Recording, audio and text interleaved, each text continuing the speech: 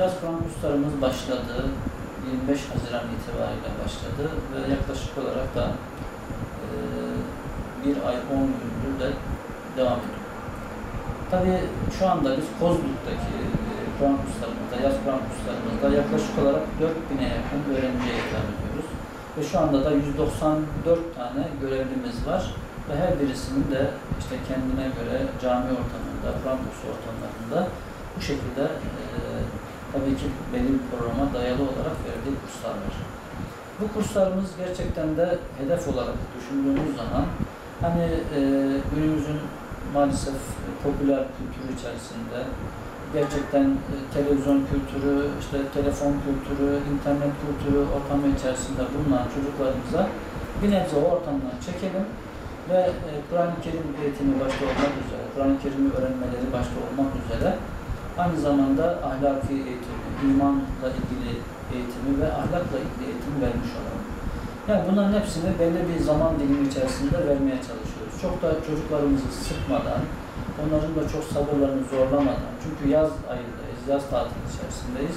Dolayısıyla da ne kadar onlara ulaşabildiysek biz bu anlamda kendimizi bahtiyar hissedeceğiz. Onun için de zaten baştan da camilerimizde duyduğunuz gibi çocuklarımızı mutlaka camiye gönderelim, kendimiz takip edelim demiştik, bu kadar söylemiştik. Şu anda da yaklaşık olarak bir 2 haftalık bir sürecimiz kaldı. İnşallah kurslarımız bitmek üzere. Ama tabii ki biz bu anlamdaki ilgiyi, alakayı mutlaka göstererek, tabii çocuklarımıza bir imkan da tanıyoruz. Mesela Kurban Bayramı itibariyle başlamadan tatille birlikte kurslarımız bitmiş olacak. Ondan sonra yine bir aylık bir tatilleri de olacak çocuklarımızın. Yani onlara da yine yaz tatili imkanını da tanıyarak hareket etmiş oluyoruz. Ama mümkün olduğu kadar sizler çocuklarınızı kendiniz götürün, camiye namaza götürün, beraber namaz kılın, cemaate katılın. Yani mutlaka bizler Müslümanız. Eğer Müslümansak da çocuklarımızın da Müslüman olarak yetişip kalabilmelerini sağlamak istiyorsak da bunu yazın zaten imkanımız daha fazla. Yaz imkanımızı sonuna kadar değerlendireceğiz.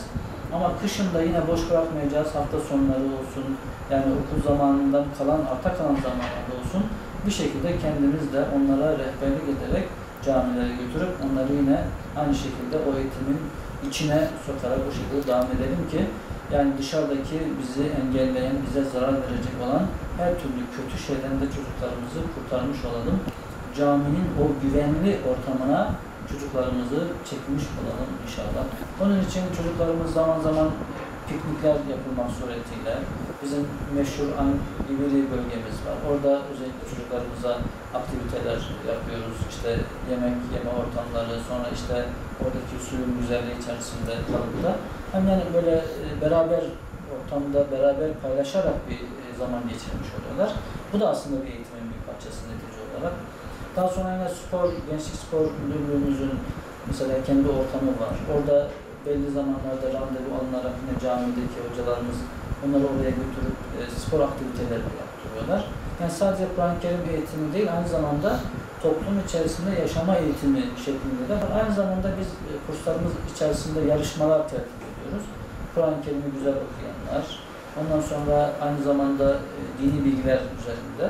Bunun hepsini bir araya getirerek bir yarışma da tertip ettik.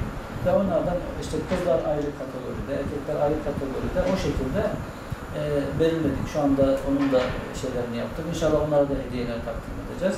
Yine böyle kurslarımız arası, camilerimiz arası böyle futbol müsabakaları, spor müsabakaları falan o şekilde yani etkinlikler yaparak da onların en azından hani bir araya gelip de bir ortamda bulunmaları.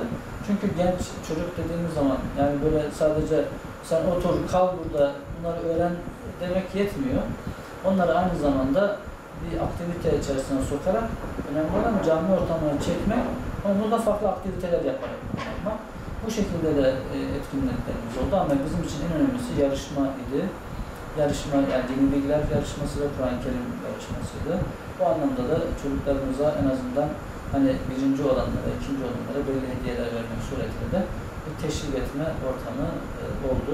İnşallah diğer zamanlarda daha geniş organizasyonlar yaparak çocuklarımıza daha güzel imkanlar tanıyacağız. Biz Kozluk olarak yaklaşık 50 öğrencimizi İstanbul'a gönderdik. Yaz okuluna gönderdik. Kızlarımız ayrı, yaklaşık 20 tane kız, işte 30 tane de erkek öğrencimiz vardı. Onları oraya gönderdik. Bir ay boyunca Temmuz ayı içerisinde İstanbul'da yüksek öğrenim yurtlarında kaldılar ve İstanbul'un o güzelliklerini hem gördüler hem de bulundukları ortamda da bir yaz okulu olduğu için okul şeklinde de dini bilgilerini de aldılar oradan. Ve dolayısıyla Türkiye'nin özellikle Güneydoğu Anadolu bölgesinden, yani özellikle Doğu Anadolu ve Güneydoğu Anadolu bölgesinden gelen çocuklarımız orada gerçekten hem o kardeşlik ortamını gördüler hem de İstanbul'un çok güzel manevi değerlerini de ziyaret etmiş oldular. Hem de Çanakkale ziyareti de yaptılar beraber orada. Ve güzel bir şekilde geçirip onları da geldiler, teslim aldık, ailelerine teslim ettik. Yani bu da bizim için önemliydi. Çünkü çocuklarımız belki daha önce hiç görmediği ortamları bu vesileyle gördüler. Görmediği, tanışmadığı kişilerle tanışmış oldular. Bir de bir gurbet ortamında yaşamış oldular. Ama biz şunu gördük, geldiklerinde çok mutluydular ve daha da fazla olmasını istiyorlardı. Ama tabii ki bizim imkanlarımız yaklaşık olarak bir ay için yani yeterliydi ve gerekliydi. O kadar yaptık. Ama şunu söyleyeyim, gerçekten Diyanet İşleri Başkanlığımız ve vakfımız bunu organize etti. Ve çok büyük, yani çocuklarımızın ta uçak paralarından tutalım da oradaki harçlıklarına kadar hepsini verdiler. Ve başlarındaki 12 kişiye de bir hoca olacak şekilde tahsis edildi. Ve böyle güzel bir organizasyonu bitirmiş olduk.